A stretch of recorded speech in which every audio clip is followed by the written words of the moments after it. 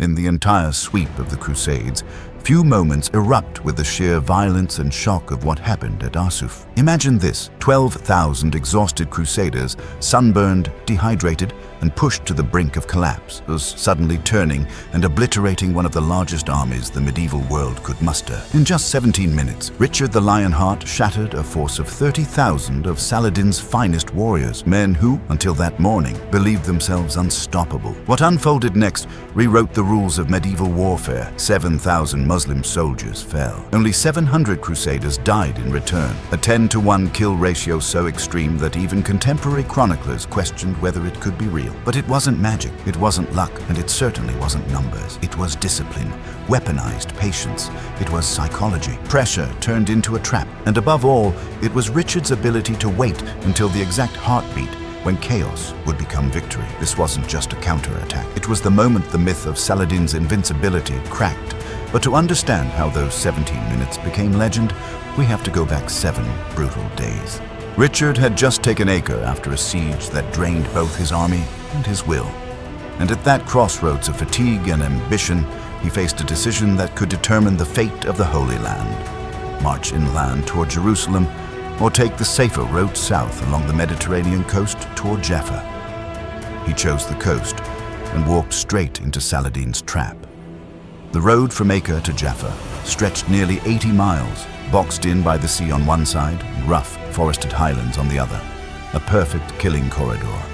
And waiting in those hills was one of the largest armies Saladin had ever assembled. Mamluk heavy cavalry, Bedouin light horsemen, Turkish horse archers, waves of infantry, 30,000 troops in all, poised to hammer the Crusaders day after day. Richard's force, just 12,000 men, including 2,000 elite knights, Templars, Hospitallers, and 10,000 infantry and crossbowmen, moved south in a tight column, harassed every mile. Arrows rained, horses collapsed, entire formations nearly buckled under the constant pressure, and yet Richard did not give the order Saladin was desperate for: charge. Why? Because he was waiting, counting down the hours, letting Saladin believe the Crusaders were breaking, until the moment they weren't. That moment would come at Arsuf, a single, perfectly timed command that turned a week of suffering into one of the most devastating counterattacks in medieval history. What unfolded along the coast was not just a march. It was a 7-day psychological crucible engineered by one of the greatest commanders of the medieval world. Saladin's plan was classic asymmetric warfare. Don't smash the Crusaders head-on. Bleed them until they collapse. And so his forces unleashed a living nightmare. Arrows fell like rain, slicing into armor, horses, and flesh. Drums and cymbals thundered without pause, creating a sonic wall of chaos designed to break even the hardest veterans. Taunts echoed from the hills. The sun scorched the earth at 115 degrees Fahrenheit, turning every step into a battlefield of exhaustion. Yet Richard did something no commander should ever do under ambush. He slowed down. Instead of racing through danger, his army crept at 6 to 10 miles per day, a pace so deliberate it looked suicidal. But this was the brilliance of Richard's mind at work. By appearing overwhelmed and vulnerable, he baited Saladin into overcommitting, drawing more and more of the Muslim army into the kill zone. It wasn't carelessness, it wasn't panic, it was patience, sharpened into a weapon. Richard understood a truth that eluded most medieval commanders. A disciplined army can endure suffering far longer than an undisciplined one can exploit it. He was waiting for the exact moment when Saladin believed the Crusaders were finally breaking, because that was the moment Richard intended to strike.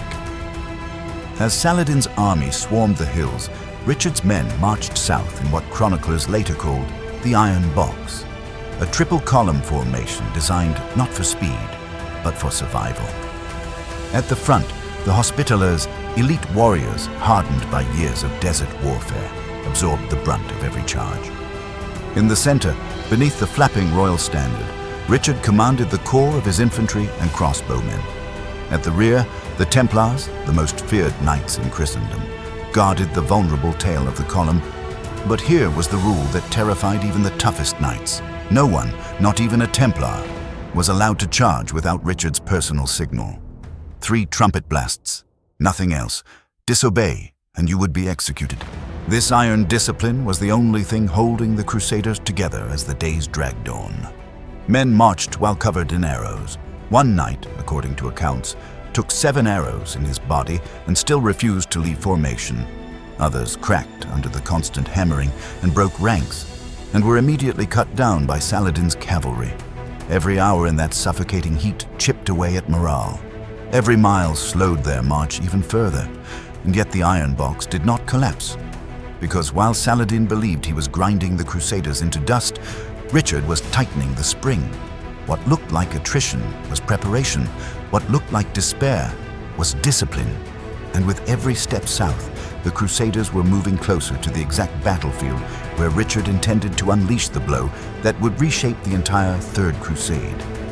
By the 7th day, the Crusaders finally reached the open plains of Arsuf, just 5 miles from safety. And that's when Saladin struck with everything he had. All 30,000 warriors surged forward in a massive, coordinated assault meant to shatter the Crusader rear and trigger a full rout. But after a week of exhaustion, insults, and relentless arrow fire, the breaking point came from within the Crusader line. The Hospitallers, renowned for their iron discipline, finally snapped. Their master, Garnier de Nablus, could no longer restrain them. Without permission, they lowered their lances and charged. It should have been a disaster.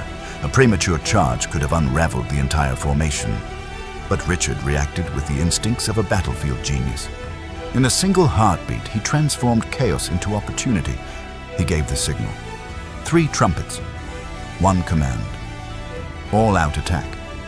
And with that, he unleashed the most perfectly timed cavalry counter-strike the Middle Ages had ever seen. What followed wasn't a reckless stampede. It was a precision-engineered shockwave.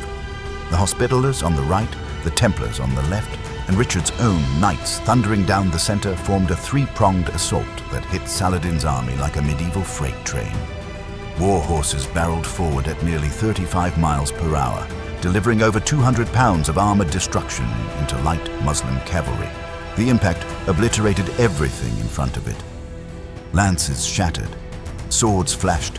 Knights carved through Mamluks, Bedouins, and archers with terrifying efficiency. Even in the chaos of melee, the Crusader discipline held. Tight formations, controlled strikes, relentless pressure. Saladin's line buckled. Then it broke.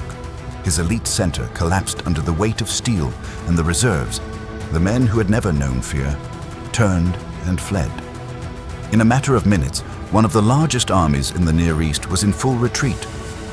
17 minutes. That's all it took to transform the balance of power in the Holy Land. When the dust settled, 7,000 Muslim soldiers lay dead, compared to just 700 Crusader casualties. Saladin's army, including some of the greatest Mamluk warriors ever fielded, was no longer capable of decisive battle, but the deeper wound was psychological. Since his triumph at Hattin in 1187, Saladin had radiated an aura of absolute, unquestioned dominance. Arsuf shattered it. Whispers spread through his ranks. Commanders hesitated. Entire garrisons surrendered without a fight. And as word traveled, cities that once resisted now opened their gates to Richard's advancing army. For a moment, the road to Jerusalem lay wide open, but Richard refused to be seduced by momentum. His men were exhausted, their horses drained, and the threat of overextension loomed large. Instead of charging recklessly after a broken enemy, he reformed his lines, tended the wounded, and advanced with deliberate precision. It was a decision that preserved his army's strength, and revealed once again why Richard was more than a warrior. He was a strategist. Arsuf wasn't just a battlefield triumph. It was a turning point in medieval military doctrine. Richard demonstrated that heavy cavalry, often dismissed as ineffective against fast-moving horse archers, could still deliver a decisive blow when paired with discipline, patience, and timing. His orchestration of infantry, crossbowmen, and knights in synchronized action foreshadowed what modern generals now call combined arms strategy. To this day, military historians dissect Arsuf as a blueprint for operational patience. The art of enduring pressure, absorbing punishment, and waiting for the precise moment when a superior enemy becomes vulnerable through overcommitment. In those 17 minutes, Richard didn't just win a battle. He taught the medieval world how wars are truly won. After Arsuf, Saladin never again risked open battle with the Crusaders. The psychological shock of the defeat ran deep. His cavalry, once fearless, grew hesitant. His aura of invincibility collapsed. Diplomacy replaced aggression. The myth of unstoppable Muslim harassment warfare died with the 7,000 buried on that field. Even Muslim chroniclers confessed the Franks fought like demons that day. Richard's discipline had exposed Saladin's greatest weakness, his reliance on fear and attrition. Richard the Lionheart's real triumph wasn't just the charge, but the iron-willed patience that made it possible.